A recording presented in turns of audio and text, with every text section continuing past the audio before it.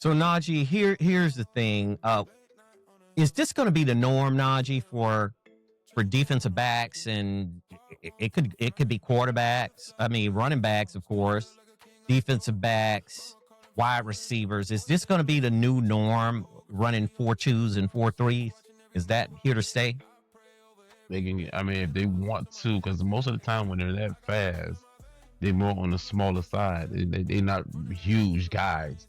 So, I mean, it depends on how do you really want to play the ball, because you got some people that they really just want bigger guys because they can hit harder.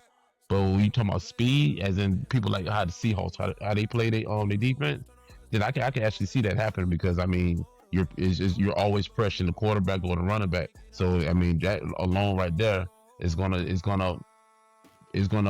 hinder non-mobile quarterbacks, ones that really don't get out the pocket. So that definitely will hurt them. Like people like Aaron Rodgers that normally don't get out the pocket like that. He can run, but people that normally don't get out the pocket, oh, you're gonna suffer every time. That's you're right. Gonna suffer every time if you don't have a. Yeah. So let me ask you this while I have you, and because Najee hit on a really good point. Does it benefit offense or defense? Does super speed like this benefit on offense, or does it give a defense an advantage? Both sides of the ball. I'm leaning more toward offense, and the reason, here's why I would say offense. The offense already know what they're getting ready to do to you. Now, you got to try to sniff that out. If you can't sniff that out and it's a go route, you're done. Unless the defensive coordinator calls the perfect defense based on the alignment, if that makes sense. Now, if you got defensive backs can run like that, then I would say it will be both. But if you got an average runner on defense, and let's just say this defender runs a 4.5 40, or he runs a consistent 4.6 40, which can go between 4.5, 4.6, and then you got a guy on the other side lined up in front of him that runs a 4.2 40, and it's no over-the-top help, you know? I mean, because cover two is one thing. You look at these defensive ways that they try to create a defensive shield or umbrella where the receiver can't get behind them. You're done. Well, am I right, Najee? Let me show you how. 100%.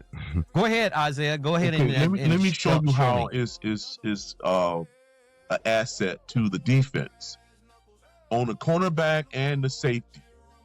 And with the safety is beautiful, because you could be like a sneaky panther or something, because you waiting in the large for the quarterback to throw the ball, thinking that he's got an open man down there, and you can run on over there and rob him as a safety with that type of speed.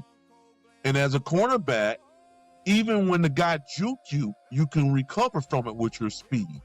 If that receiver juke you and almost juke you out of your jock, that speed recover from it, because it's no coaching. That's a good point. There's no I agree with coaching that at all.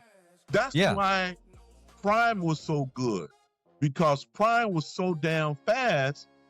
He could make up for if you juked him. You know, he can let you think that that receiver is open. The moment that ball goes airborne, there he is. There he is. And then he's going to start high stepping, going the other way, turning his page this way, throwing the ball up, saying this is my house, everything, because of his speed. He did that because of speed alone.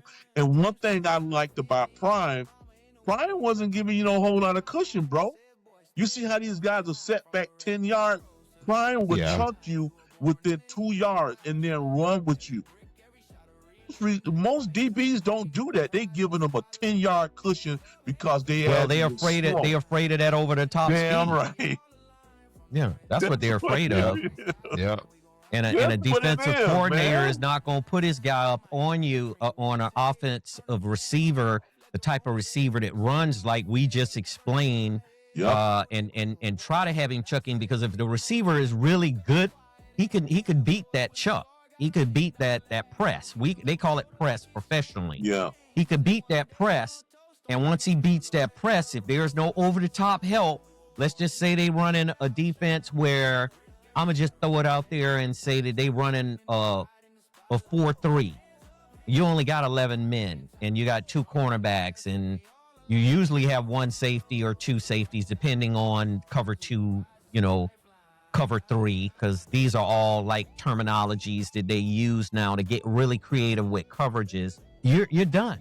I mean, if he beat that press, you're done. He's over the top. The quarterback is just going to throw it up, and it's done. It's a touchdown in most cases with that kind of speed.